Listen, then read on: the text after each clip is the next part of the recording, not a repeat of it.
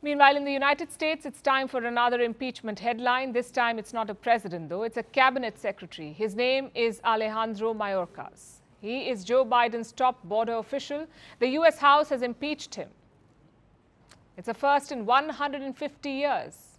The matter will now move to the Senate, where the Democrats have a majority. So in all likelihood, Mayorkas will keep his job. But for the Biden administration, it's a historic rebuke. Under Joe Biden, border crossings have touched a record high, and this impeachment comes in an election year in America. The Republicans are fighting on this issue, border and immigration. So for them, it's a symbolic victory. Our next report tells you why this impeachment is a big deal. On this vote, the yeas are 214 and the nays are 213. It's a first in 150 years. The U.S. House has impeached Alejandro Mayorkas, the Homeland Security Secretary, also known as Biden's top border official. The vote was a close one, 214 to 213. 3 Republicans sided with the Democrats. There was dissent in the ranks. But at the end, Mayorkas was impeached. On this vote, the yeas are 214 and the nays are 213. The resolution is adopted.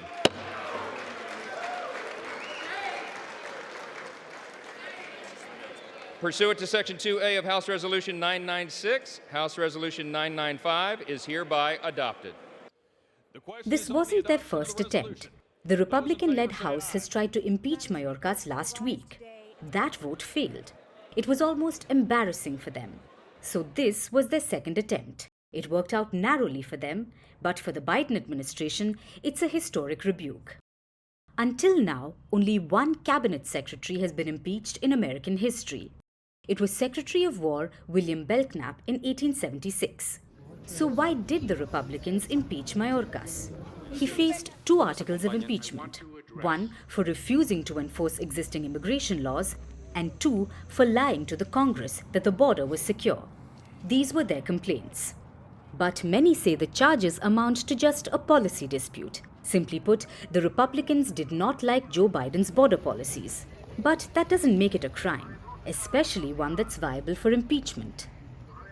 We believe this is a sham impeachment. This is just the only thing that binds Republicans together is, impeachments and censures. They don't want to do anything else. And so this is something that brings them all together. Mayorkas has called the charges baseless. Biden has called it a political stunt. So what happens next? The matter will go to the Senate. If it wants, the Senate can hold a trial. If not, they can send the issue to a committee. Either way, a conviction is unlikely. It needs a 2/3 majority in the Senate, but the Senate is led by the Democrats. So Mayorkas is likely to keep his job. Which brings us to the question, why did the Republicans do it then? The impeachment is less about removing him and more about sending a message. It's an election year in America. Immigration and border policy are top issues, and the Republicans want to show that they care. It comes at a time when border crossings are at a record high. 6.3 million migrants have been detained trying to cross into the U.S. illegally since 2021. It's higher than crossings during the Trump era. In fact, it's higher than crossings under Obama and Bush Jr.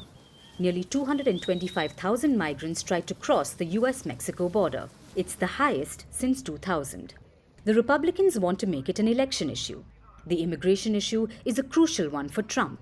It's what he's based his campaign on. Trump says that if he retakes the White House, he will launch the largest deportation operation in American history. As for Joe Biden, he may not have fought the elections on immigration, but he has struggled with it. Biden has expanded border walls, engaged with neighboring Mexico, but he hasn't been able to stop the border crossings.